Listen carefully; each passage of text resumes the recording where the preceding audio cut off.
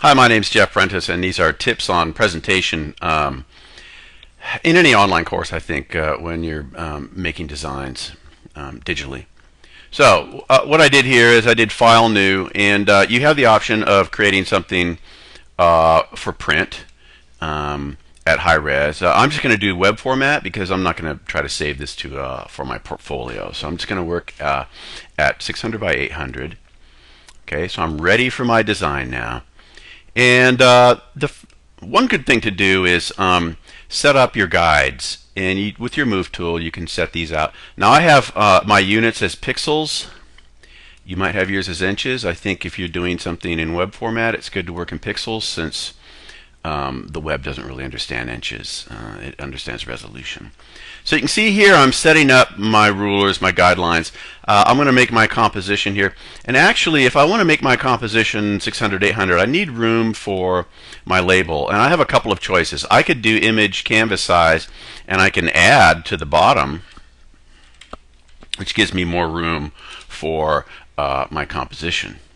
Okay, so there's that. Now I can move this down, back down maybe to 600. Okay, so I'm ready to create my composition here. Always have your layers window open. And as far as labeling, what I prefer is no display fonts, just a standard kind of a Arial, Helvetica, some kind of sans serif that's easy to read. I like 11 pixel when we're working at 72 dpi. And title, name, year is good. This might be monochromes. Of course, it would be nice if that was in black and white or black. Okay, monochromes. Name and year. Okay. If you want more information than that, you can definitely do that. Now, how close should this be to the image? If we're using these guides as a guideline, then you don't want this to be either be on your design, okay, and you don't want it to be touching the border of the design. Give it, 10, 15, 20 pixels, something like that. You'll notice that the using the type tool creates a separate layer. Now,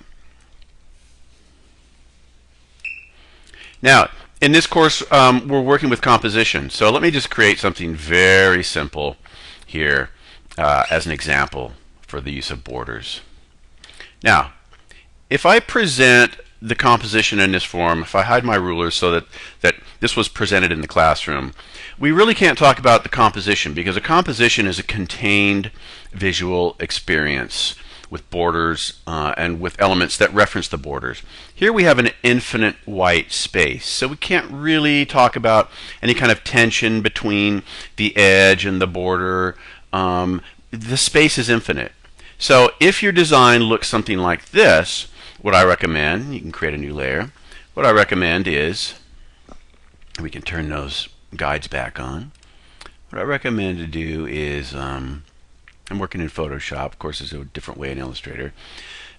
Drag your selection around there and then do an edit stroke, 1 pixel, deselect, hide those guides, and since it's on its own layer I can also adjust the opacity.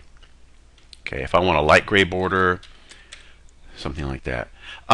This is just for for compositions. Now, if your composition has a colored background, for example, something like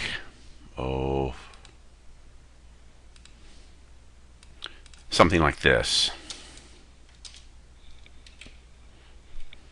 All right, there's no need for a border because we have a contained composition.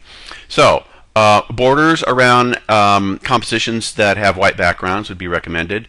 Some kind of containment of the composition through value, label, and then finally save for web